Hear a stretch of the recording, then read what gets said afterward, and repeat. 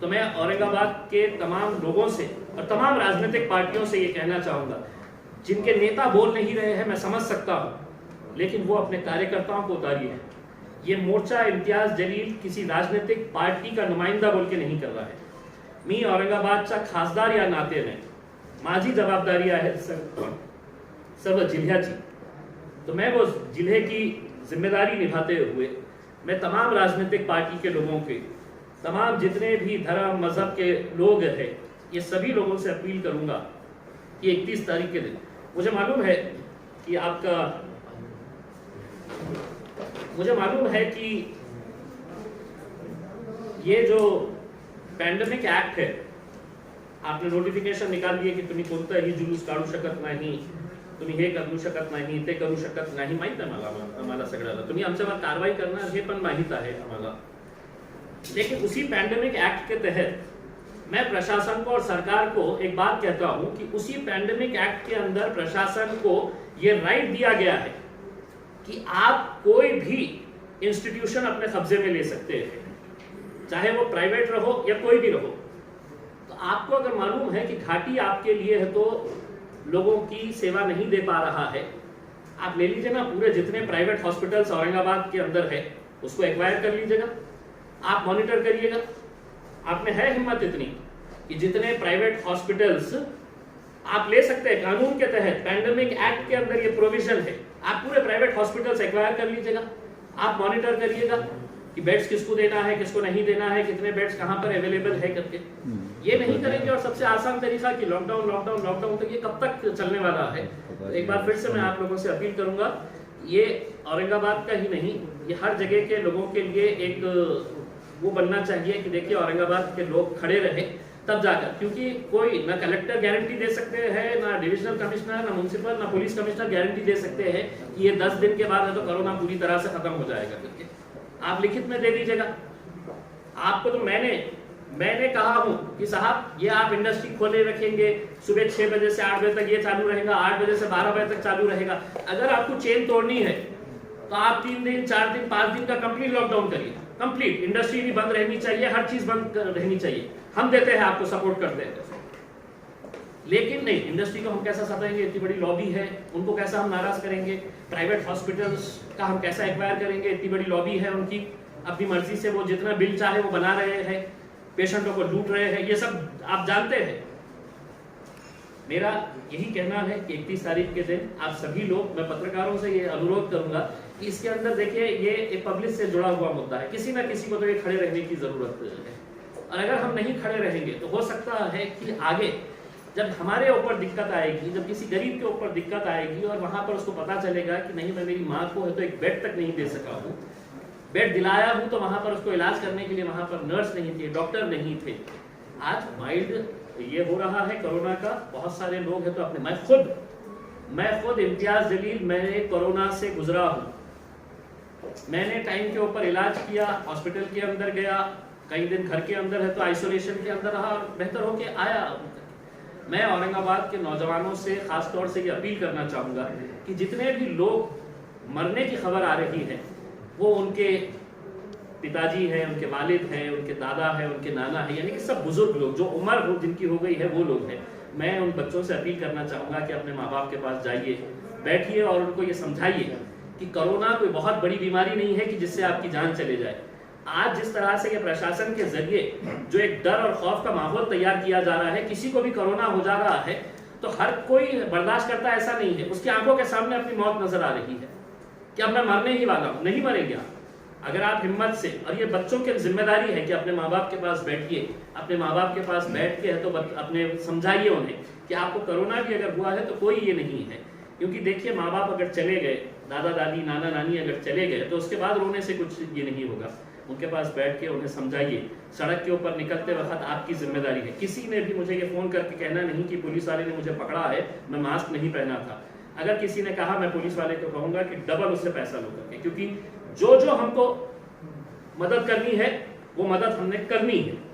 अगर आपकी गलती की वजह से दूसरों को नुकसान हो रहा है तो हम ये कतई बर्दाश्त नहीं करेंगे। अगर आप लोगों के कुछ सवाल, मैंने खुद ने जिलाधिकारी साहब के साथ, मैं तो परसों रात में मेरी मुलाकात हुई और मैंने उनसे ये कहा कि मैं बोला ठीक है साहब, अगर आप फैसला कुछ ले रहे हैं, आप जाइए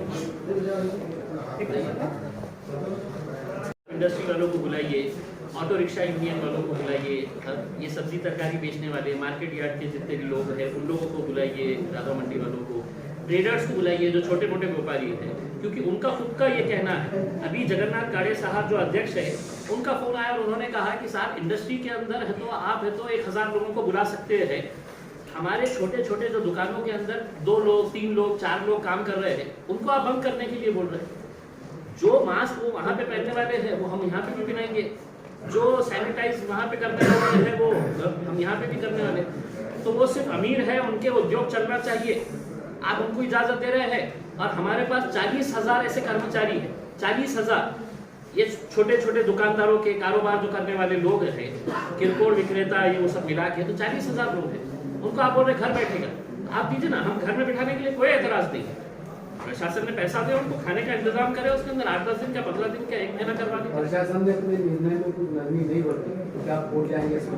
नहीं, कोर्ट देखिए साहब, इससे पहले लास्ट ईयर कोर्ट ने गया था ये मामला और कोर्ट ने साहब ये लड़ाई जो है ना, ये लड़ाई है, ये लड़ाई जो है बहुत ज्यादा, कोर्ट ने एडमिनिस्ट्रेशन को बहुत ज्यादा, ये लड़ाई अब रोड के ऊपर लड़ेंगे सर, ये लड़ाई अब रोड के ऊपर, जिसको जो भाषा समझ में आती है वो भाषा के अंदर बात करेंगे।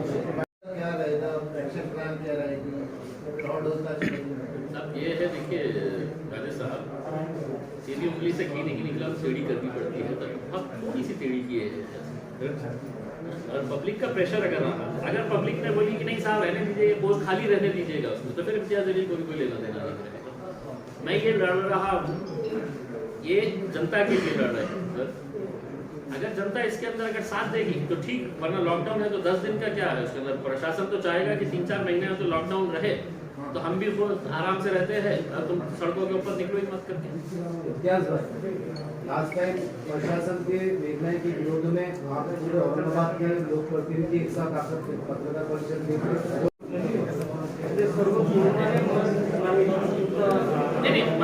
माना क्या है कि नहीं, एक अच्छा सवाल ये किए है कि मैं कोई डॉक्टर नहीं हूँ कि मैं ये जो दावा करूंगा कि साहब ये जो 28 मरे हैं ये पूरे कोरोना की वजह से मरे हैं।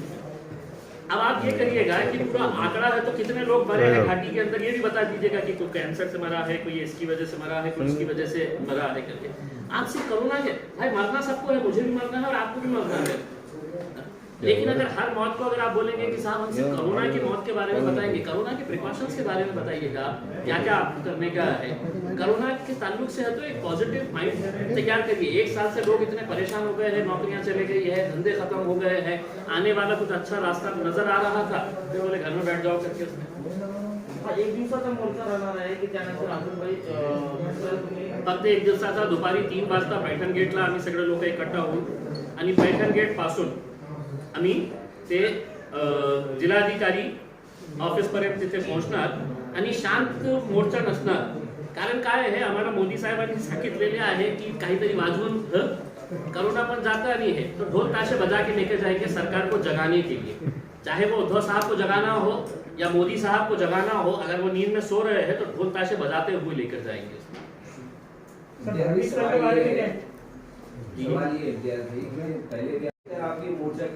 देखिए लॉकडाउन का मैं खुद समर्थन करूंगा, अगर आप जिस तरीके से लॉकडाउन होना उस तरीके से करेंगे। मैं तो एक सवाल करना चाह रहा हूं आदरणीय मुख्यमंत्री उद्धव ठाकरे साहेब से, जिन्होंने कल के दिन या परसों के दिन एक ऐलान किया है, आता संपूर्ण महाराष्ट्रामध्ये रात्रीचा लॉकडाऊन आम्ही करणार। म्हणजे काय आहे, म्हणजे त्याचं एक्सप्लेनेशन काय देऊ शकते का की रात्रीचा लॉकडाउन काय असतं, मतलब रात का लॉकडाउन कैसा रहता है करके, मतलब ये बता दीजिएगा और उसका पीछे लॉजिक क्या है करके। कारण आम्ही लोक इतकं शिकलेले नाही आहे, तुम्ही लोक जास्त शिकलेले असेल तर आम्हाला समजावून सांगा की रात्रीचा हे काय असतं। हमारा ये कहना है साहब कि देखिए ये एक नौटंकी ढोंग, सिर्फ आपको हम बचा रहे हैं करके। आपको 1 साल का समय दिया गया था ना, आपको 1 साल हो गए है ना, कोरोना को आके 1 साल से ज्यादा का वक्त हो गया है। 1 साल के अंदर आप ये पोस्ट भरे सकते थे, नहीं भर सकते थे? क्यों नहीं भर सकते थे? अगर आज आपके पास है तो सुपर स्पेशलिटी की बिल्डिंग है, 200 बेड्स नहीं, वहां पे 400 बेड्स का इंतजाम किया जा सकता है। सोचिए कितना बड़ा रिलीफ मिलेगा आपके लिए। कितना आसान है कि साहब आमच्याकडे बेड्स अवेलेबल नहीं है, वेंटिलेटर नहीं है, मग प्राइवेट मध्ये जा। हर कोई प्राइवेट एफोर्ड नहीं कर सकता। ये गवर्नमेंट की जिम्मेदारी है और तुम्हारी प्रायोरिटी अगर तुमको समझ में नहीं आ रही है, तुम 400 करोड़ रुपए है तो ठाकरे साहब के स्मारक आप बनाइए ना, आपको क्या बनाना है।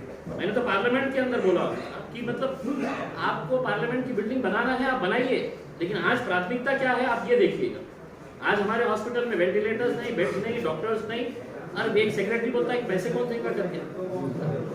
मतलब अगर वो नहीं करेंगे तो हमें वहाँ पे नाटक का एक वो कर डालेंगे कि थे लावनी दररोज लावनी दाखवण्याची करके कि हम मुजरा करवाएंगे वहाँ पे जाके। इम्तियाज भाई, आपका रोज ताशों के साथ एक मोर्चा निकालने वाले, और ये जो दावा कर रहे हैं कि नहीं हमको तुम्हारी चिंता है, तो हम तुमसे ये पूछ रहे हैं इसके बारे में अगर आप चिंता कर लेते तो लॉकडाउन करने की जरूरत नहीं रहती। आज अगर 2013 के अंदर तुमने जगह दे दिए होते तो आज 200 बेड का हॉस्पिटल हमारा तैयार हो गया होता। आज अगर सुपर स्पेशलिटी बिल्डिंग के अंदर 219 लोगों का तुम अपॉइंटमेंट कर दिए होते तो हमको दर दर भीख मांगने की जरूरत नहीं पड़ी होती। आज अगर 2019 के आयुष हॉस्पिटल के अंदर अगर किसी भी गरीब बस्ती के अंदर, किसी भी इलाके की गरीब बस्ती के अंदर अगर 30 बेड का हॉस्पिटल वहां पर अगर तैयार कर देते तो वहां पर हमारे को आज ये हालत नहीं होती है। ये हालत तुमने तैयार की है, सरकार ने तैयार किया है, और आज यही सरकार कह रहा है कि नहीं हमको तुम्हारी चिंता है, तुम घर में बैठो। अब हम घर में बैठेंगे नहीं। तुमने के जितना करना था, तुमको जितना समय देना था, 1 साल बहुत समय होता है। अगर तुम करना चाहते तो 1 साल के अंदर कर लेते। नरेंद्र मोदी साहब से सीखिए, या ऐसे मौके के अंदर नरेंद्र मोदी साहब का देखिएगा कितना अच्छा वो है उनका कि लोग मरे मरे, जिनको मरना है मरे, कोरोना से मरे, कैसे भी मरे।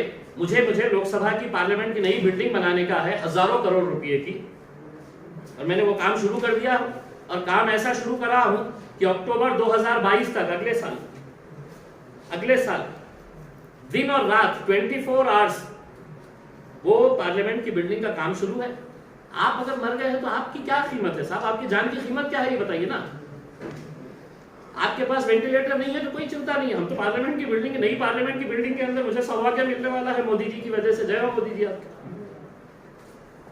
अगर आपको ये चीज समझ में नहीं आ रही है, ये जनता क्या आपकी नहीं है, आपको ये समझ में नहीं आ रहा है कि आज देश की प्राथमिकता क्या होनी चाहिए, और अगर आप ये सब करेंगे और हमको कहेंगे कि नहीं अब तुम लोग घर में बैठ जाओ, लॉकडाउन करके बैठ जाओ करके, तो अब हम लॉकडाउन नहीं करेंगे। हमारी कुछ मांगे हैं सरकार से, क्रांति चौक के ऊपर, जालना रोड के ऊपर, ये सब चीजें आप लोग को इसलिए बताना है कि ये सरकार आपकी चिंतित नहीं है, आपके बारे में फिक्र नहीं कर रही है। आपको तो वैसे भी मरने के लिए छोड़ी है, डेली आपके मरने का सिर्फ आंकड़ा दे रही है। जिंदा रहने के लिए अब हमको लड़ना है। ये 200 बेड का हॉस्पिटल 2013 के अंदर सैंक्शन हुआ था, 7 एकड़ जगह चाहिए था, 7 एकड़ जगह ये दे नहीं सक रहे थे। हमने विधानसभा के अंदर चिल्लाए, जब मैं आमदार था, मुद्दों को उठाए बार बार। मेरे साथ कई मरतबा अंबादास दानवे ने भी है तो इस मुद्दे को उठाया, लेकिन 7 एकड़ जगह इनको नहीं मिल रही थी। जब किसी के कान पे जू नहीं रेंग रही थी तो फिर मुझे फाइनली बॉम्बे हाई कोर्ट के अंदर एक पब्लिक इंटरेस्ट लिटिगेशन डालना पड़ा और कोर्ट से ये विनती करना पड़ा कि साहब ये पैसा आया हुआ है, ये हॉस्पिटल औरंगाबाद के लिए जरूरी है। तब कोर्ट ने है तो ऑर्डर दिया कि टाइम बाउंड प्रोग्राम के अंदर अब ये पूरा हो गया, उसका टेंडरिंग प्रोसेस हो गया, किसी को मिल भी गया है, वो काम मिल गया है। कोई एक दूसरा ठेकेदार कोर्ट में चले गया फिर से, नहीं साहब मेरे को ठेका क्यों नहीं मिला है। ये 2013 का प्रोजेक्ट है, ये पीडब्ल्यूडी वाले झगमगा रहे हैं। पीडब्ल्यूडी मंत्री को यह समझ में नहीं आ रहा है कि यह हॉस्पिटल कितना है, आरोग्य मंत्री को यह समझ में नहीं आ रहा है कि 200 बेड का हॉस्पिटल हमारे लिए कितना मायने रखता है करके। लीजिए, और एक 300 बेड की आयुष मिनिस्ट्री ने 300 बेड का एक और एक हॉस्पिटल औरंगाबाद को दिया आयुष मिनिस्ट्री ने। ये कब का लेटर है? 7/11/2019, 2019 हम 21 के अंदर है। तो उसके अंदर ये लेटर आया था कि जिला रुग्णालय ठाणे, रायगढ़, रत्नागिरी, औरंगाबाद, हिंगोली राष्ट्रीय आयुष अभियान कार्यक्रमाअंतर्गत जिल्हा स्तरावर 30 खाटांचे आयुष रुग्णालयाबाबत एक नोटिफिकेशन उन्होंने जारी किए कि यहाँ पे है तो आपको 30 बेड का हम एक हॉस्पिटल दे रहे हैं आयुष मिनिस्ट्री की तरफ से, और इसके लिए आपको ये डॉक्यूमेंट्स बनाना है, ये प्रपोजल तैयार करना है और हमको लैंड की डिटेल्स फॉरवर्ड करना है 2019 का। उसके बाद ये हुआ है कि 6/2/2020, 6 फरवरी 2020, ये 2021 है, फरवरी चले गया है, यानी कि 1 साल 1 महीना हो गया है। इसके बाद ये आरोग्य विभाग जिला परिषद औरंगाबाद एक पत्र लिखता है जिला शल्य चिकित्सक और उसको ये बताता है कि हमको सेंट्रल गवर्नमेंट ने, आयुष मिनिस्ट्री ने, ये 30 बेड का हॉस्पिटल है तो हमको सैंक्शन किया है, इसके लिए हमको जमीन की रिक्वायरमेंट है, आप फौरन हमको जमीन दे। कितनी जमीन चाहिए? आयुष रुग्णालयासाठी जागा उपलब्ध नसल्यास जिल्हा स्तरावर जिल्हा मुख्यालयाच्या ठिकाणी म्हणजे औरंगाबादमध्ये शहराच्या मध्यवर्ती ठिकाणी किंवा जनते सोयीस्कर ठिकाणी 3 ते 4 एकर किंवा किमान 1 ते 2 एकर जागा उपलब्ध असणे आवश्यक आहे। यामध्ये आयुष रुग्णालय इमारत बांधून वन औषधी उद्यान उभारण्यात येईल व अधिक जागेत अधिकारी कर्मचाऱ्याचे निवासस्थान बांधण्यात येईल। मैंने 2 मीटिंग्स के अंदर पालक मंत्री की मौजूदगी के अंदर दोनों मर्तबा ये डॉक्यूमेंट के साथ ये बोला कि साहब ये औरंगाबाद के अंदर ये 30 बेड का एक हॉस्पिटल आ रहा है जिसके अंदर सिर्फ आपको जगह देना है, सेंट्रल गवर्नमेंट से पूरा पैसा हम लेकर आ रहे हैं। तो ये 2 एकड़ जगह के लिए 2019 से लेकर 2021 तक आ गया है, अभी तक ये जगह के बारे में फाइनल नहीं हुआ है। अब सवाल ये पैदा होता है कि इतने सारे चीजें होने के बावजूद सरकार ये तो नहीं कह सकती है कि हमारे पास पैसा नहीं है तो हम ये कहां से करेंगे करके। वो सेक्रेटरी साहब जो थे जिन्होंने ये सवाल किया है, ये जो पगार कौन देगा, तो हमारा ये सवाल है, इस बजट के अंदर 400 करोड़ रुपए बाल ठाकरे साहब के स्मारक के लिए दिए गए हैं। बजट के अंदर 400 करोड़ रुपए। तो आज इस राज्य के अंदर आपको क्या चाहिए? हॉस्पिटल चाहिए, और अगर हॉस्पिटल बन के इमारत तैयार है तो वहां पर डॉक्टर्स चाहिए, नर्सिंग स्टाफ चाहिए, दूसरे लोग चाहिए।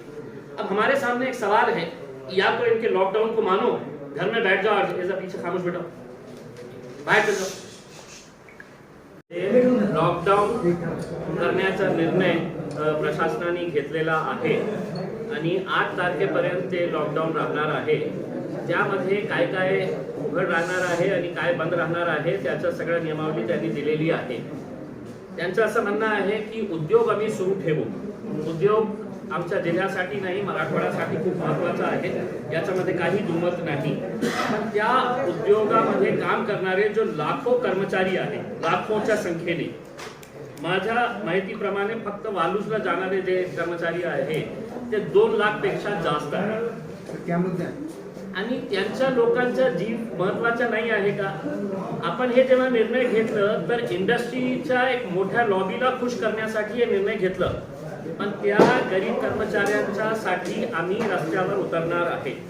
हे जे चित्र आपण बघत आहे हे महाराष्ट्राला लाजवणारा चित्र आहे। महाराष्ट्र एक प्रोग्रेसिव्ह राज्य आहे, आपल्याला खूप अभिमानाने ते सांगतो की आम्ही खूप डेव्हलप्ड राज्य आहे। उद्धव साहेब, मोदी साहेब आणि जे साहेब सत्तेमध्ये बसलेले आहे, हे माझ्या औरंगाबादच्या घाटीचा चित्र आहे, घाटी सरकारी अस्पतालचं चित्र आहे। एका बेडवर 3 लोक आणि अनेक असे चित्र आहे की आमची आई बहिणी त्यांना फ्लोअरवर टाकलेला आहे, त्यांचा इलाज तिथे सुरू आहे।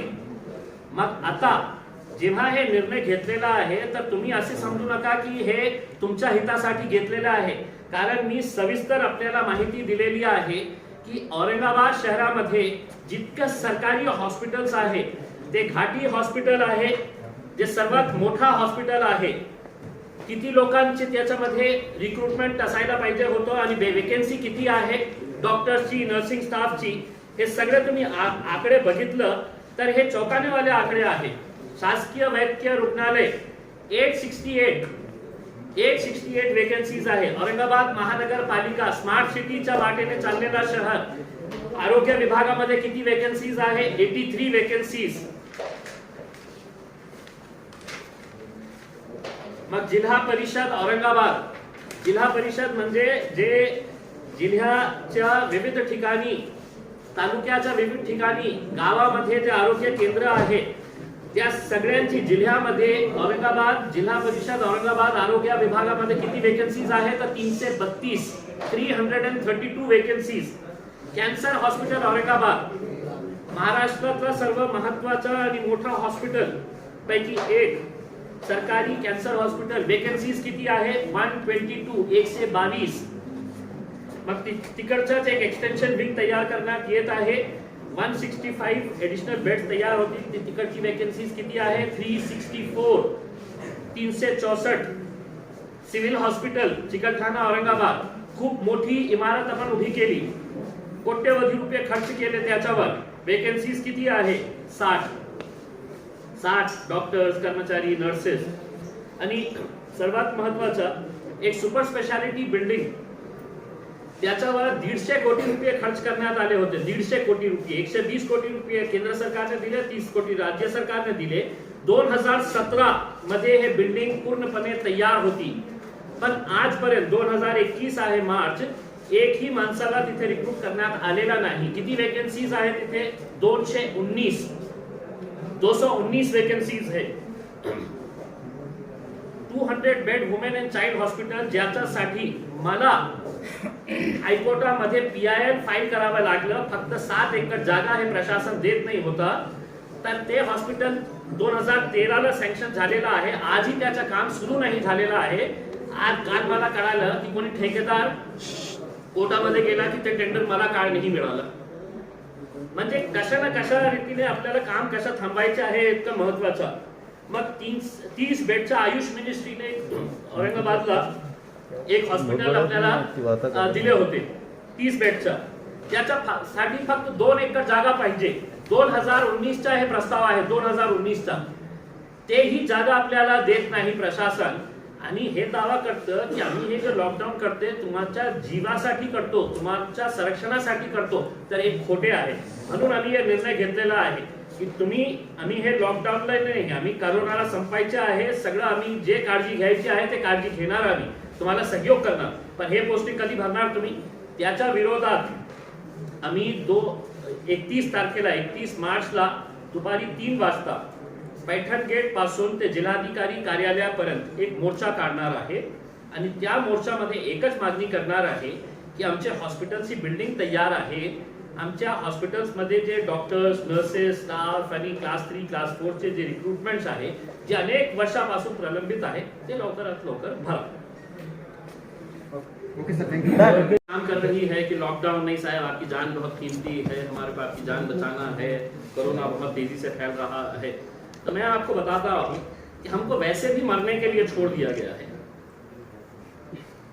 हॉस्पिटल्स के हालात क्या है आप अच्छी तरह से जानते हैं. किसी के रिश्तेदार होंगे, किसी ना किसी का घर वाला, किसी ना किसी का पड़ोसी.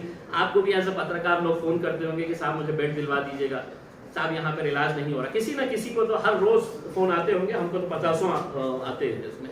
लेकिन सरकार का रवैया हमारे मेडिकल इंफ्रास्ट्रक्चर के ऊपर कैसा है, ये मैं आपको आंकड़ों के साथ बताना चाहता हूं. और जिसके ऊपर अब हम एक आंदोलन करने के लिए जा रहे हैं. शासकीय वैद्यकीय महाविद्यालय और रुग्णालय औरंगाबाद, यहां पर टोटल वैकेंसीज कितनी है आपको पता है? कर्मचारियों की, डॉक्टर्स की, नर्सिंग स्टाफ की. ये तमाम पत्रकारों ने ये आंकड़े लिखे. मैं पूरे हॉस्पिटल्स का आपको बता रहा हूं जो सरकारी है. 868 वैकेंसीज है, जिसके अंदर क्लास 1, क्लास 2, क्लास 3, क्लास 4 पूरे मिला के 868 वैकेंसीज कई सालों से रखी हुई है. महानगर पालिका आरोग्य विभाग औरंगाबाद, इसके अंदर कितनी वैकेंसीज है? 83. इसमें कौन है? वैद्य अधिकारी है, आरोग्य वैद्य अधिकारी है, आरोग्य निरीक्षक है, टेक्नीशियंस है. ये जो इंपॉर्टेंट कोर्स है, ऐसे 83 महानगर पालिका के जो हॉस्पिटल्स है, जिसकी इमारत है लेकिन वहां पर काम करने वाले कर्मचारी और डॉक्टर्स नहीं है. ठीक है. इसके बाद जो है जिला परिषद आरोग्य विभाग. शहर की अगर ये हालत है तो आप लोग अंदाजा लगा सकते हैं कि ग्रामीण इलाकों के अंदर कैसी हालत है करके. आरोग्य विभाग के अंदर कितने वैकेंसीज है? तो 332 वैकेंसीज है. यानी कि आरोग्य वहां पे हॉस्पिटल है, वहां पर लेकिन डॉक्टर्स नहीं, वहां पर नर्सिंग स्टाफ नहीं, वहां पर टेक्नीशियंस नहीं. 332 एक जिले के अंदर वैकेंसीज रहना. और ये मेरे पास मेरी मनगढ़ंत नहीं है, सबके पास से रिटर्न के अंदर मंगाया हूं. जो भी लेना चाहेगा पूरे चार्ट के साथ है कि किस किस की कैसी कैसी पोस्टिंग है करके. कैंसर हॉस्पिटल औरंगाबाद, पूरे मराठवाड़ा के साथ साथ पास पड़ोस के भी जिले के पेशेंट्स कैंसर हॉस्पिटल के अंदर आते हैं. कितने वैकेंसीज है वहां पर? 122 लोगों की वैकेंसीज है गवर्नमेंट कैंसर हॉस्पिटल के अंदर. उसके बाद एक एक्सटेंशन बिल्डिंग है कैंसर हॉस्पिटल की, कैंसर हॉस्पिटल औरंगाबाद जिसके अंदर 165 बेड्स और बढ़ाए गए हैं या 165 बेड्स और बढ़ रहे हैं कैंसर हॉस्पिटल के लिए। तो उसके वैकेंसीज कितने हैं? तो 364 वैकेंसीज है और इसके ऊपर कोई हलचल नहीं है कि अभी इसका कम से कम निकल गया है, नोटिफिकेशन निकल गया है, जीआर निकल गया है, इसका तो पेपर में ऐड निकल गया है और इसकी पोस्टिंग स्टार्ट हो गई है। सुपर स्पेशलिटी बिल्डिंग शासकीय वैद्यकीय महाविद्यालय व रुग्णालय औरंगाबाद। मेरे हिसाब से औरंगाबाद का शायद ही कोई ऐसा पत्रकार होगा जिसने है तो इस सुपर स्पेशलिटी बिल्डिंग के बारे में नहीं लिखा होगा। ये कब काम शुरू हुआ था, कब काम खत्म हुआ? 2017 के अंदर 150 करोड़ रुपए की ये बिल्डिंग बनाई गई थी, जिसमें केंद्र सरकार का 120 करोड़ रुपए था, राज्य सरकार के 30 करोड़ रुपए थे। 150 करोड़ रुपए की ये बिल्डिंग बन के पूरी तरह से तैयार थी 2017 के अंदर। आज क्या है? 2021। एक भी कर्मचारी वहां पर अपॉइंट नहीं किया है। कितने पोस्ट है वहां पर? 219 पोस्ट वेकेंट है सुपर स्पेशलिटी की बिल्डिंग के अंदर। 219 यानी कि आपने 150 करोड़ रुपए खर्च कर डाले। उसके बाद मुझे एक मीटिंग के अंदर केंद्रेकर साहब ने बताया कि कोई सेक्रेटरी ने जवाब दिया है कि याचे पगार कौन देना? तू देणार, तुझा डिपार्टमेंट देणार, नाही तर ते बंद करा आणि तिथे लावणीचा प्रोग्राम ठेवा, मुजरा करने के लिए, डांस करने के लिए वहां पर हॉस्पिटल बंद कर दो। तुमको पता नहीं है हॉस्पिटल बनाते वक्त वहां पे क्या नाच गाने का प्रोग्राम होने वाला है? क्या फिल्म बनने वाली है? थिएटर बनने वाला है वहां पे? कि 2017 से है तो तुमने एक कर्मचारी वहां पर लगाए नहीं है। इस केसेस बढ़ रहे हैं और इसके लिए हम लोगों ने जो फैसला लिया है कि अब हम लॉकडाउन करना है। मैं समझता हूँ कि लॉकडाउन किसी भी सरकार और किसी भी प्रशासन के लिए एक बहुत आसान रास्ता हो गया है कि सारे लोगों को घरों में बिठा दो और सिर्फ रोज है तो मौत के आंकड़े दिखाते रहो कि कितने लोग मरे हैं करके। इन्होंने बताया है कि 8 तारीख तक हम शहर के अंदर लॉकडाउन करेंगे, सब चीज़ बंद रहेगी, ये खुला रहेगा। उसके अंदर एक सबसे चौंकाने वाली बात ये कही है कि इंडस्ट्री खुली रहेगी करके। मेरा ये सवाल है कि इंडस्ट्री के अंदर काम करने वाले लाखों की संख्या के अंदर कर्मचारी है, मजदूर है जो इंडस्ट्री के अंदर डेली जाते हैं। आप इंडस्ट्री लॉबी को खुश करने के लिए ये फैसला तो ले लिए हैं, इंडस्ट्री होना चाहिए, हम भी ये मांग करते हैं, लेकिन किसी भी जान से बढ़कर नहीं है। तो ये फैसला क्यों लिया गया है? उनको खुश करने के लिए, लेकिन उस गरीब की, उस कर्मचारी की जान के लिए भी हमको चिंतित होना पड़ेगा। हमने तो प्रशासन को ये कहा है कि अगर आपको बंद करना है तो पूरी तरह से सब बंद करिएगा, हम भी सपोर्ट करेंगे, लेकिन ये खुला रहेगा, वो खुला रहेगा। और पैंडेमिक एक्ट के तहत आपके पास ये अधिकार है कि आप पूरे प्राइवेट हॉस्पिटल्स को भी अपने कब्जे में ले सकते हैं, आप ले लीजिएगा।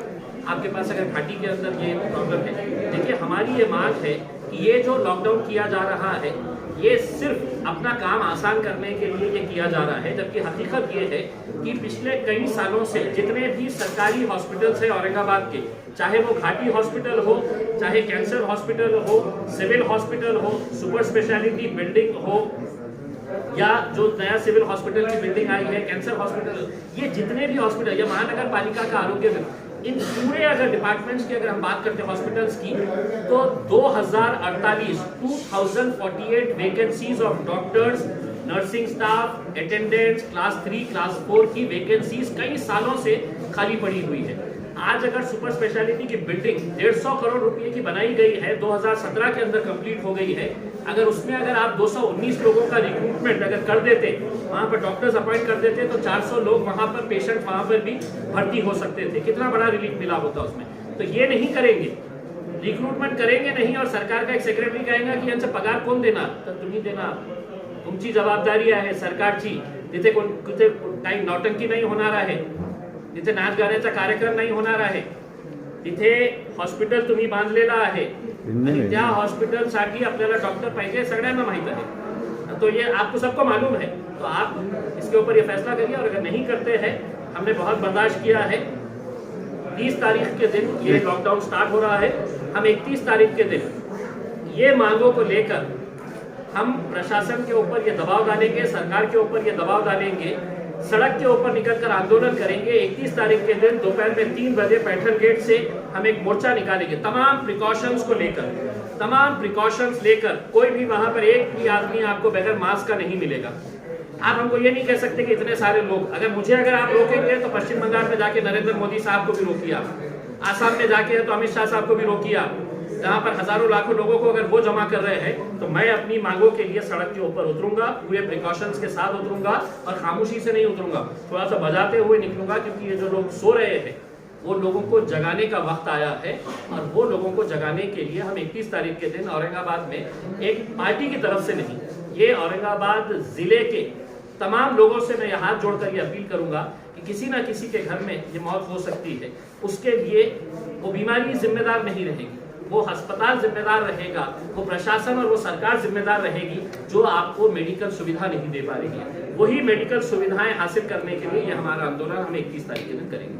इंतजामिया लॉकडाउन लगा रहा है और एनजीओ तो फूड पैकेजिंग, ये बड़ा अजीब सा एक फैसला लिया गया है कि सरकार ने अपने नोटिफिकेशन के अंदर कह दिया है कि जो एनजीओज है और जो सोशल ऑर्गेनाइजेशंस है वो जो खाने वाने का इंतजाम करेंगे उन्होंने हमारी परवानगी देना और खाना दे देना। यानी कि इसका मतलब ये है कि हम सिर्फ ऑर्डर पास करेंगे, ये बंद, तो तुमने घर में चले जाना, तुम्हारे खाने की जिम्मेदारी कौन लेगा?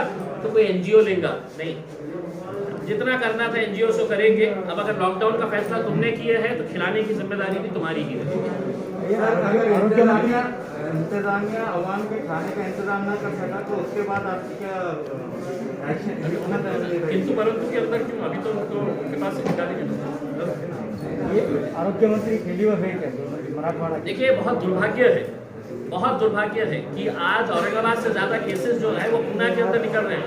5,000, 6,000, 7,000 इतने केसेस निकल रहे हैं। वहाँ पे लॉकडाउन नहीं, वहाँ पे लॉकडाउन नहीं। यहाँ पे लॉकडाउन इसलिए कि यहाँ पर हमारी मेडिकल सुविधा, मेडिकल इंफ्रास्ट्रक्चर के ऊपर ध्यान देने की जिम्मेदारी जिन मंत्रियों के ऊपर है, वो दोनों आरोग्य मंत्री मराठवाड़ा से ताल्लुक रखते हैं।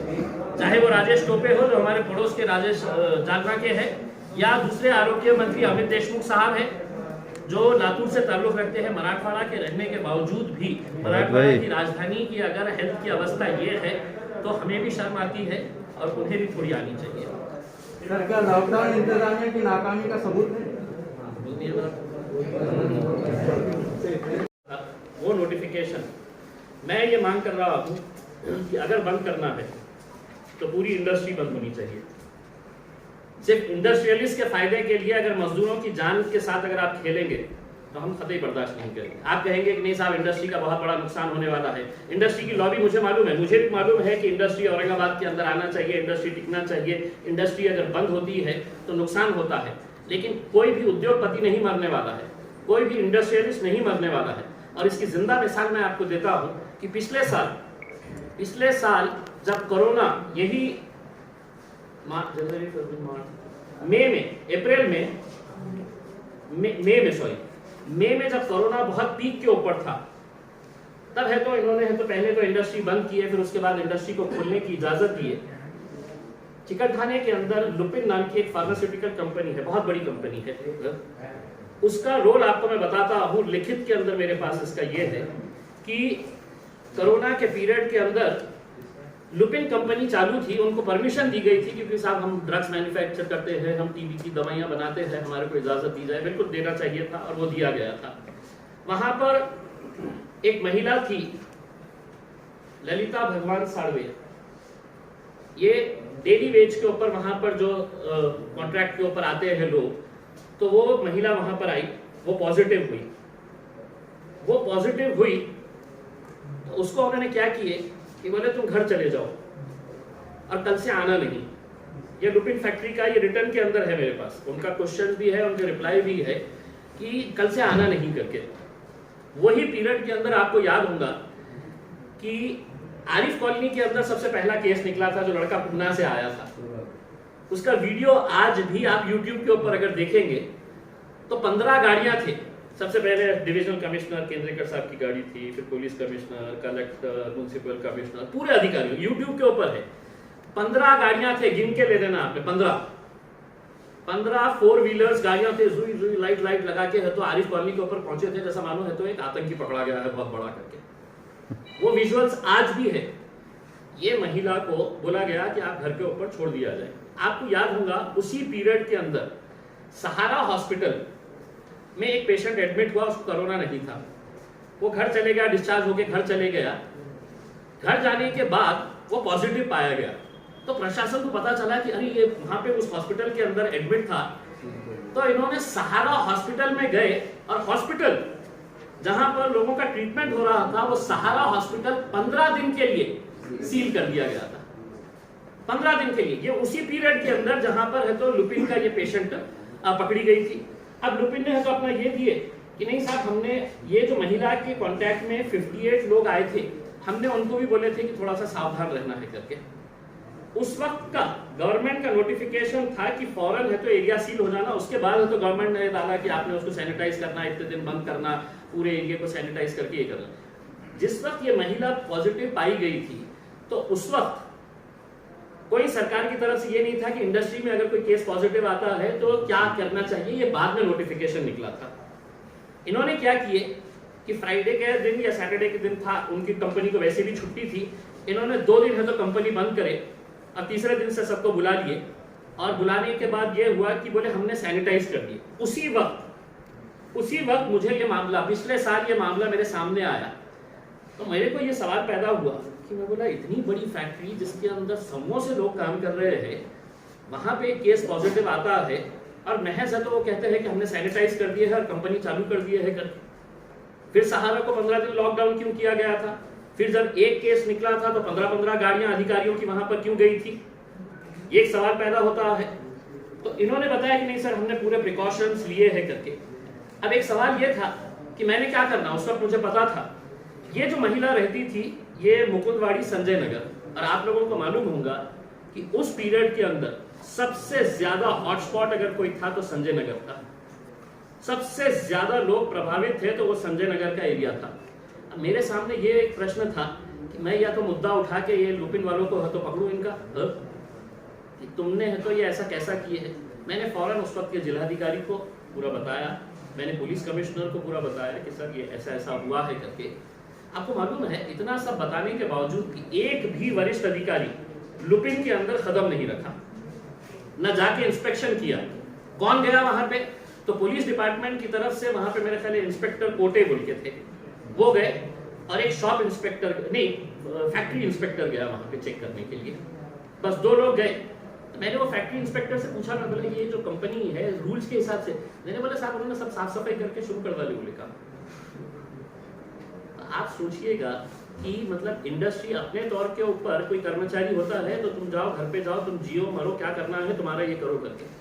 ये लुपिन जैसी एक मल्टीनेशनल कंपनी जिसके ऊपर मैं ये बता रहा हूँ तो सिर्फ ऐसी मनगढ़ंत नहीं बता रहा हूँ, मेरे पास रिटर्न के अंदर उनके जो जवाब है, उनके जवाब के साथ मैं ये सब है तो यहाँ पे बता रहा हूँ। तो अगर बंद करना है तो पूरी इंडस्ट्री बंद करिए, क्योंकि हमारे मजदूरों की जान की भी कुछ कीमत होती है। आप सिर्फ इंडस्ट्रियलिस्ट की अगर जान की फिक्र कर रहे हैं तो वो मजदूरों को भी हम सड़कों के ऊपर लेकर आएंगे।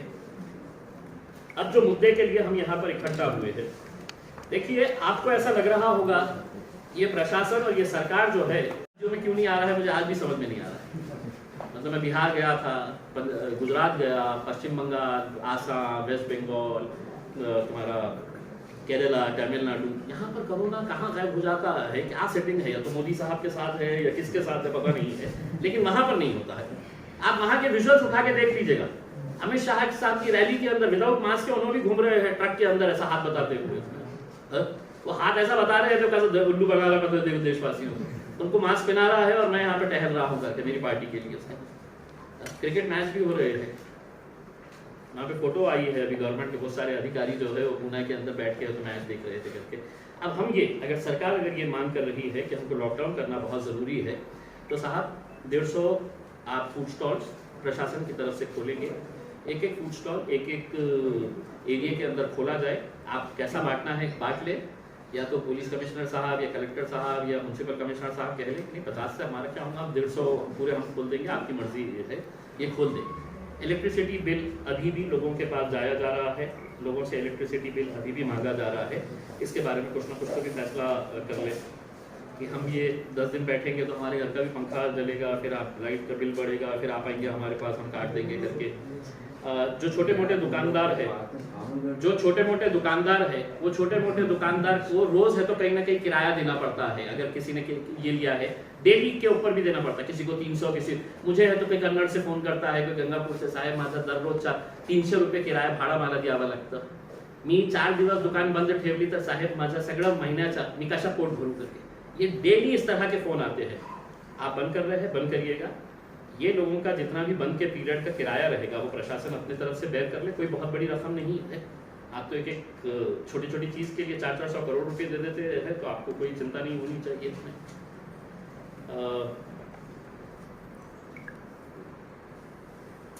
ये सब जो मैंने आंकड़े बताए हैं कि जो वैकेंसीज है, सबसे बड़ी दुर्भाग्य की बात ये है कि पश्चिम महाराष्ट्र के अंदर हमारे से ज़्यादा केसेस निकल रहे हैं, ऊना में हमारे से ज़्यादा केसेस निकल रहे हैं, लेकिन वहाँ के नेताओं ने वहाँ के हॉस्पिटल्स को पूरी तरह से तैयार करके रखा हुआ है। तो कहते हैं कि आपके पास तो कितने 1700-1800 निकल रहे ना, हमारे पास तो 5000 तक निकल रहे हैं, लेकिन हम लॉकडाउन नहीं करेंगे करके, क्योंकि उन्होंने वहाँ पर हमारे मराठवाड़ा के ही, ये औरंगाबाद की नहीं, मराठवाड़ा का दुर्भाग्य समझ लिया कि दोनों आरोग्य मंत्री जो है वो मराठवाड़ा से ताल्लुक रखते हैं। एक अमित देशमुख साहब जिनके पास आरोग्य डिपार्टमेंट है, और दूसरे राजेश टोपे साहब जो हमारे पड़ोस के अंदर मराठवाड़ा के अंदर रहते हैं। तो दोनों आरोग्य मंत्री मराठवाड़ा के रहने के बावजूद भी अगर इतनी सारी पोस्ट अगर खाली है, तो अब आप बताइए हमने क्या करना। अब हम खामोश नहीं बैठेंगे। और पिछले कल जब से ये नोटिफिकेशन निकला है, आप अगर लोगों की मांग अगर देखेंगे, चाहे वो सोशल मीडिया के ऊपर देखिए, मतलब नॉन स्टॉप लोगों के फोन आ रहे हैं कि साहब हे हो देव नका। हम चाहते हैं कि कोरोना खत्म होना चाहिए, लेकिन अगर आप सिर्फ 8 दिन के अंदर ये करेंगे और उसके बाद फिर हमको और 4 साल है तो सुपर स्पेशलिटी की बिल्डिंग खाली पड़ी रहेगी, हॉस्पिटल के अंदर कोई अपॉइंटमेंट नहीं होगा, कोई रिक्रूटमेंट नहीं होगा, तो वैसी ही परिस्थिति रहने वाली है। मरने वाले लोग जो है वो सिर्फ कोरोना से मरे नहीं है, आपकी गलतियों की वजह से भी मरे हैं, क्योंकि किसी को वेंटिलेटर नहीं मिला, किसी को बेड नहीं मिला। आपने वो तस्वीरें देखी होंगी कि एक एक बेड के ऊपर 3-3 लोग बैठे हुए हैं, 3-3 लोग जिनके ऊपर ये लगा हुआ है ऑक्सीजन का। कहाँ है वो तस्वीरें, है क्या? लेके आइए। तो वो लोग जो है वो कौन है? कोई गरीब लोग है ना उसमें, उनके बारे में कोई बात करेगा नहीं करेगा? ये आप लोगों ने फोटो देखे होंगे मेरे हिसाब से, सबने देखे होंगे। तो ये इसके बारे में किसी ना किसी ने तो सोचना चाहिए ना। अब ये 30 तारीख से है तो ये वो करने चाह रहे। मैं औरंगाबाद की जनता से हाथ जोड़कर ये अपील करना चाह रहा हूँ, कल हो सकता है ये कोरोना हमारे घर में भी आ जाए, हमारे परिवार को भी परेशान करे। जिसके पास पैसा है वो प्राइवेट हॉस्पिटल के अंदर चले जाएगा, लेकिन वो गरीबों के बारे में भी सोचना पड़ेगा जो इन सरकारी अस्पतालों के अंदर जाता है और वहाँ पर उसको पता चलता है कि बेड अवेलेबल नहीं है। किसी की माँ फर्श के ऊपर पड़ी हुई है, किसी की बहन है तो किसी के साथ है तो एक बेड के ऊपर पड़ी हुई है, क्योंकि उनकी सबकी जद्दोजहद जो है वो अपनी जान बचाना है, जिंदगी किसी तरह से बचाना है। 31 तारीख के दिन, 30 तारीख के दिन प्रशासन ने ये फैसला किया है कि हम लॉकडाउन औरंगाबाद में शुरू करेंगे। 31 तारीख के दिन दोपहर 3 बजे पैठन गेट से पूरे नियमों का पालन करते हुए एक एक व्यक्ति मास्क लगाए हुए हम पैठन गेट से जिलाधिकारी ऑफिस तक एक मोर्चा निकालेंगे, और इस मोर्चे के अंदर वो लोग शामिल रहेंगे जो ये मांग करेंगे कि तुम ये हमको बताओ कि ये पोस्ट कब भरने वाले हैं करके। कोरोना से लड़ाई के अंदर हम भी साथ देंगे, लेकिन अगर मरना वैसे भी है और ऐसे ही है तो हम लड़कर मरेंगे। हम 30 तारीख के दिन 30 तारीख के दिन आप लगा दीजिएगा। औरंगाबाद के अंदर जो लोग अगर ऑटो रिक्शा वाले हैं तो पूरे ऑटो रिक्शा के साथ आप पैठन गेट से इस मोर्चे के अंदर शामिल होंगे। जो इंडस्ट्री के अंदर जाने वाले मजदूर हैं, काम करने वाले एम्प्लॉइज हैं, वो 31 तारीख के दिन अपने कंपनियों को ना जाकर आप इस मोर्चे के अंदर शामिल हुई, क्योंकि किसी ना किसी को कहीं ना कहीं खड़े रहने की जरूरत है। छोटे छोटे होटल वाले, दुकानदार, कारोबार, ठेला लगाने वाले, सब्जी तरकारी बेचने वाले, ये सभी लोगों को एक बार सड़क के ऊपर आना पड़ेगा। ये लड़ाई इसलिए नहीं रहेगी कि हम इनके लॉकडाउन का विरोध कर रहे हैं, नहीं, ये तुम्हारी असलियत हम खोल के रखे हैं। और ये बात तुम अपने मुख्यमंत्री को बताना, ये जो लड़ाई है, ये जो मोर्चा है, वो इस बात के लिए है कि तुम ये 2000 टोटल कितने पोस्ट खाली है ये हमारे पास, तो 2048 पोस्ट जो है, जो जिला परिषद के अंदर है, जो महानगर पालिका के हॉस्पिटल्स के अंदर है, super speciality, Ghati hospital, cancer hospital, civil hospital के अंदर है, ये पोस्ट कब भरेंगे? जब तक हम सड़क के ऊपर आएंगे नहीं, आपको रोज सिर्फ आंकड़े सुनने को मिलेंगे प्रशासन की तरफ से। औरंगाबाद के जितने भी डॉक्टर्स सरकारी अस्पतालों के अंदर काम कर रहे हैं या प्राइवेट हॉस्पिटल्स के अंदर काम कर रहे हैं, हम उनका तहे दिल से शुक्रिया अदा करते हैं कि ऐसे सिचुएशन के अंदर भी वो लोग काम कर रहे हैं। तो औरंगाबाद की पूरी जनता इन लोगों को सलाम करती है, इनको सैल्यूट करती है कि इतने डिफ़िकल्ट सिचुएशन के अंदर भी ये लोग काम कर रहे हैं। ये सही बात है कि कोरोना अभी पूरी तरह से गया नहीं है और कब जाएगा इसकी कोई गारंटी नहीं है। 1 साल पहले से ये मामला चले आ रहा है और 1 साल के अंदर क्या क्या हुआ क्या नहीं हुआ आप अच्छी तरह से जानते हैं। औरंगाबाद भी नहीं, देश भर की जनता ने जैसा लोगों से कहा उसका पालन किया गया और उसी का नतीजा है कि आज बहुत हद तक इसके अंदर कंट्रोल होने में कामयाबी मिली है। अब औरंगाबाद के अंदर केसेस बढ़ रहे हैं, ये भी सही बात है। मैं लोगों से यही अपील करना चाहूँगा सबसे पहले कि सारी दुनिया के अंदर इसका इलाज जो बता रहे हैं वो मास्क पहनना है। अगर औरंगाबाद की जनता, औरंगाबाद के कोई लोग अगर मास्क नहीं पहन रहे हैं, बहुत छोटी सी चीज़ है लेकिन हर एक के लिए फ़ायदेमंद चीज़ है, तो आप सारी दुनिया के अंदर देख लीजिएगा कि लोग हैं तो अपने मास्क का ये कर रहे हैं। तो मैं आज भी चाहूँगा कि मास्क के ताल्लुक से प्रशासन जो भी कार्रवाई कर रहे हैं हम उसका समर्थन करेंगे, क्योंकि अगर कोई आदमी अपनी गलती की वजह से दूसरों को जोखिम में डाल रहा है तो हम कतई इस बात का ये नहीं कर सकते हैं। तो प्रशासन अगर कोई कार्रवाई कर रहा है किसी के ऊपर, चाहे वो महानगर पालिका हो, पुलिस हो, हम बिल्कुल चाहेंगे कि ऐसे लोगों के ऊपर कार्रवाई हो जो मास्क नहीं पहन रहे हैं।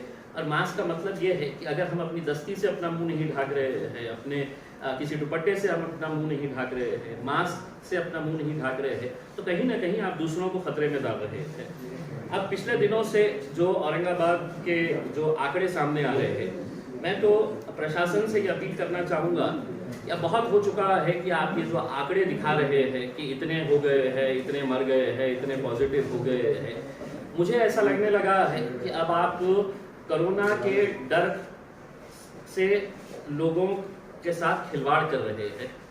आप कहीं ना कहीं 1 साल के बाद एक पॉजिटिविटी लेके आइए, लोगों को अपने कॉन्फिडेंस में लेकर आप ये बताइएगा कि ठीक है कोरोना है, हम बच सकते हैं।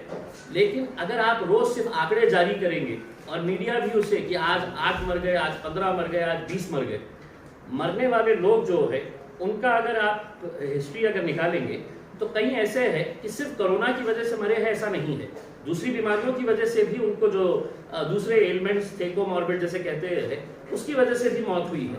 लेकिन ये दावा करना कि जो मर रहा है वो कोरोना से मर रहा है, ये मेरे हिसाब से बहुत गलत है। तो प्रशासन ने अब ये मरने के आंकड़े है तो बंद करने चाहिए। इसमें आप लोगों के अंदर है तो एक पॉजिटिविटी लेके आइएगा। आप डरा डरा के आप है तो ये एक धंधा चला रहे हैं, मुझे ऐसा लग रहा है।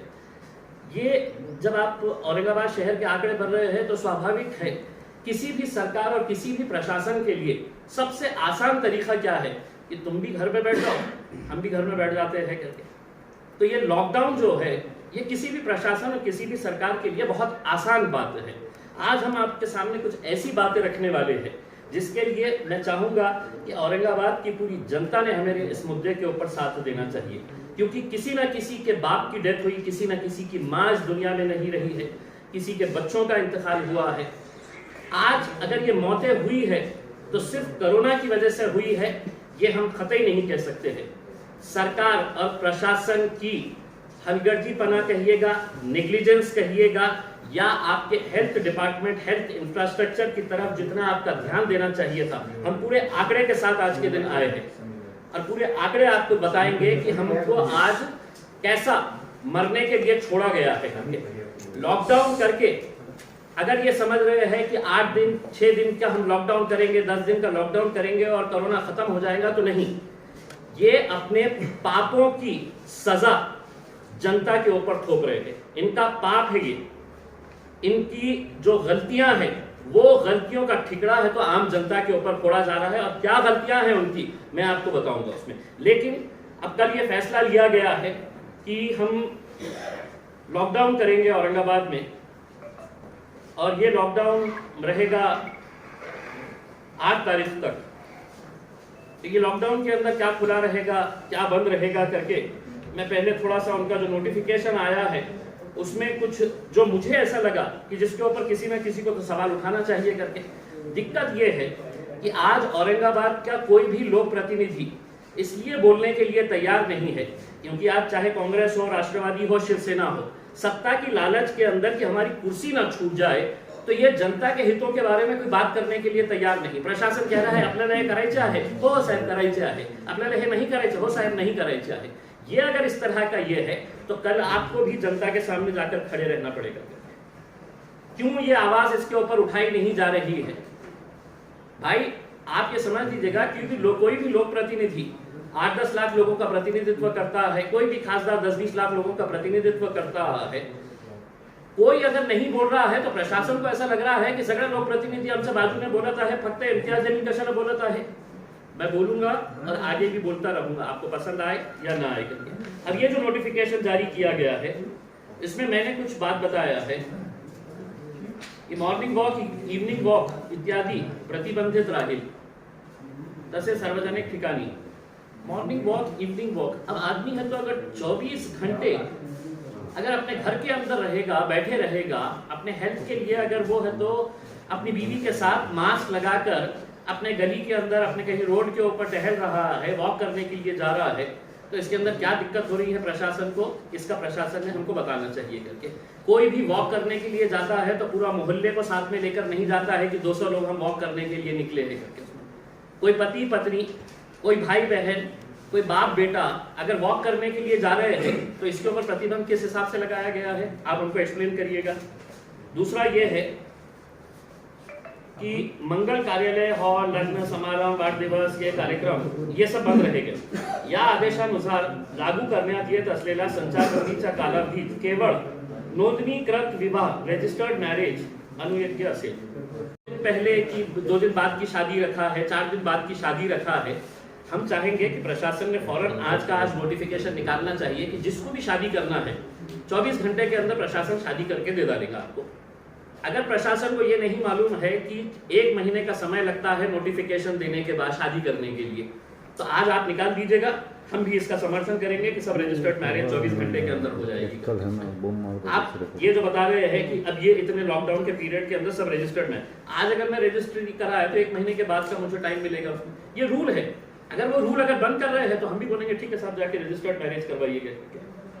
एक मैटर जो है धार्मिक स्थल, सार्वजनिक प्रार्थना स्थल संपूर्ण बंद रहते हैं। इसके मामले के अंदर जितने भी धर्मों के धर्मगुरु है इसके ऊपर ज़्यादा फैसला कर सकते हैं और उनका जो भी फैसला रहेगा वो सभी लोग इसको मानेंगे।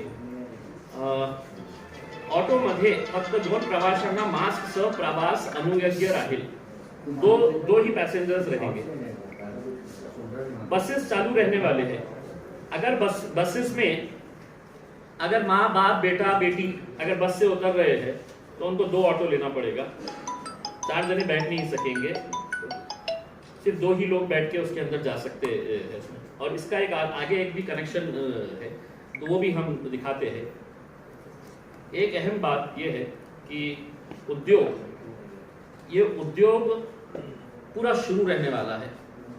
औरंगाबाद के अंदर अगर आप एक अंदाजा अनुमान अगर लगाए तो कम से कम, मुझे एग्जैक्ट आंकड़ा नहीं पता है, लेकिन 2 लाख के करीब लोग सिर्फ बालूद जाते हैं करके मुझे ऐसा बताया गया है। इसके अंदर ये आंकड़े के अंदर 2 के 3 भी हो सकते हैं, लेकिन 2 लाख से किसी तरह के कम नहीं हो सकते हैं। इन्होंने ये कहा है अपने इसमें कि जो अबाधित आवश्यक औद्योगिक व इतर वस्तूची पुरवठा साखळी अबाधित ठेवण्यासाठी आवश्यक अशी स्थानिक अंतर जिल्हा, ये इन्होंने कहा है कि इंडस्ट्री चालू रहेगी सारे प्रिकॉशंस लेकर। क्यों रहेगी? औरंगाबाद की इंडस्ट्रियल लॉबी बहुत स्ट्रांग है, तो आप उनके झुकाव के अंदर आ जाएंगे। ये 2 लाख 4 लाख जो मजदूर है, जो काम करने वाले हैं, एम्प्लॉइज है, इतने सारे लोग आपके अपने गलियों में बस्तियों के अंदर रहते हैं। मैं खुद देखता हूँ कितने कंपनी की बसेस मेरे घर के सामने से रोज जाती है। टीवी सेंटर के ऊपर हड़को साइड के अंदर रहने वाले बसेस भर भर के जाते हैं। ये लोग वहां पर जाएंगे। और इसका भी एक आपको आगे मैं बताऊंगा, मुझसे ये होने के बाद आप पूछिएगा कि मैंने पिछले जो लॉकडाउन का पीरियड हुआ था उसके अंदर उद्योग का रोल कैसा था। कोरोना बढ़ाने के अंदर मैं आपको सबूत के साथ दिखाऊंगा।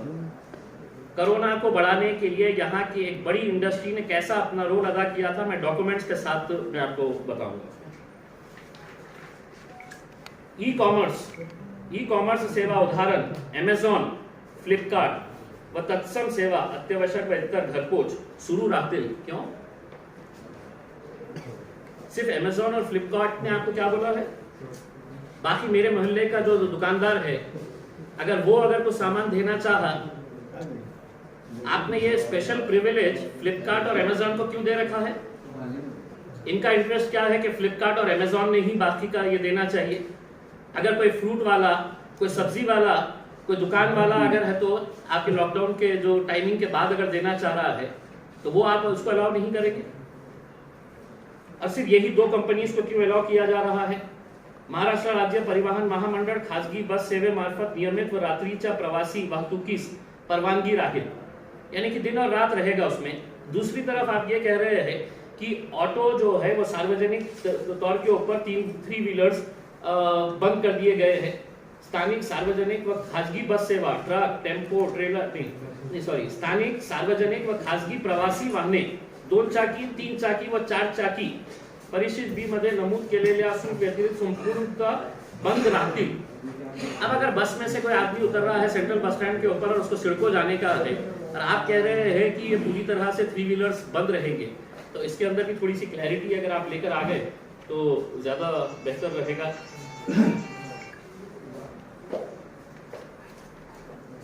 पेट्रोल पंप के अंदर आज भी आपने हालत देखे है कैसी है करके।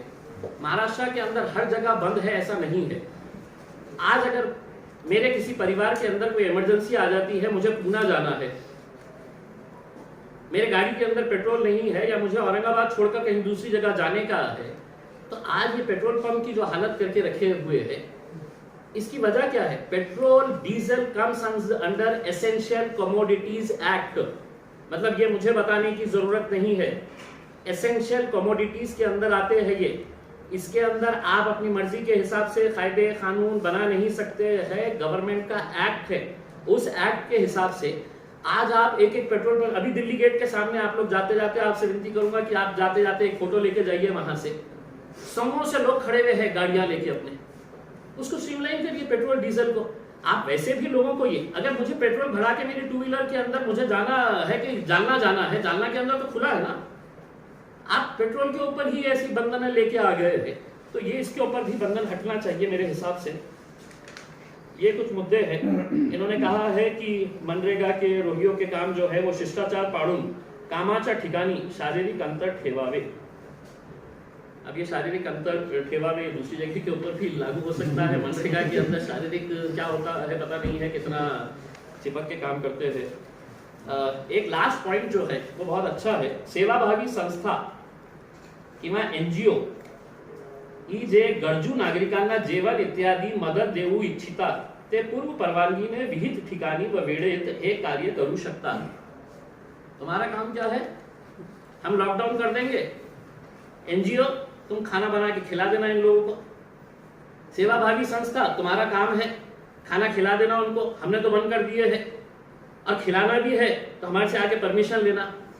मैं तमाम एनजीओ से ये रिक्वेस्ट करूंगा कि हमको जितना करना था हमने करे हैं, लेकिन अब इनकी ये आदत हो गई है कि हम लॉकडाउन करेंगे, खिलाने के लिए तो ये है ना उसमें, ये खिलाएंगे नहीं। आप फैसला ले रहे हैं, खिलाने की जिम्मेदारी आपकी रहेगी, प्रशासन की। हम आपसे ये मांग करते हैं, चाहे वो पुलिस डिपार्टमेंट हो, म्युनिसिपल कमिश्नर हो या डिस्ट्रिक्ट कलेक्टर हो, 150 सेंटर्स औरंगाबाद के अंदर खाने के खोले जाए, खाना तैयार करे, एक एक वार्ड के अंदर, एक एक मोहल्ले के अंदर एक एक खोले, 50-50 की जिम्मेदारी ले ले। मनपा आयुक्त ने बोलना कि साहब मैंने मास्क के ऊपर है तो करोड़ों रुपये कमा लिया है, प्लास्टिक के ऊपर करोड़ों रुपये कमा लिया है मेरे महानगर पालिका को, अब ये जनता के ऊपर खर्च करिए।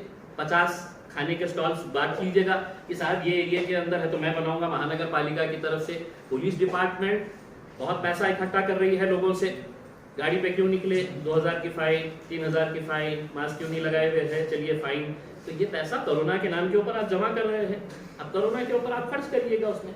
जिलाधिकारी के पास है तो बहुत सारा पैसा है कोविड का रखा हुआ है, उसके अंदर 50 सिर्फ 50, बहुत ज्यादा नहीं है, औरंगाबाद शहर के अगर महानगर पालिका के एतबार से भी अगर देखें तो 118 वार्ड है, 115 वार्ड है, 120 पकड़ लीजिएगा, 130 पकड़ लीजिएगा, उसमें 50-50-50 तीनों बांट के ले ले तो खाने का इंतजाम भी हो जाएगा ना। हमारे को आपके पास आके कि साहब हमको खाना खिलाना है, हमको परवानगी दो करके, मतलब इतनी जुर्रत देखिएगा की तुम्हाला जेवण ते लोकांना द्यायचे आहे, आमची परवानगी घ्या। मग बंद करताना आमची परवानगी घेतली होती? बंद आम्ही करणार आहे, त्यांच्या जेवणाच्या बाबतीत आम्ही विचारणार होतो काय व्यवस्था त्यांच्यासाठी केलेली आहे करके, तर काही उत्तर त्यांच्याकडे नसलं असतं। अब ये जो है ये हमने इनका सिर्फ ये